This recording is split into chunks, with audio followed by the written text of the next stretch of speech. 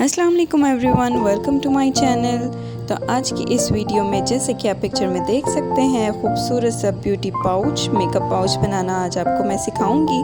तो देखते हैं कि किस तरह से पाउच बनाते हैं, खूबसूरत से पाउच जिसको आप अपने बैग में रख सकते हैं। So let's start how to make beauty pouch. Here is the video, watch till end for amazing content. Thank you so much.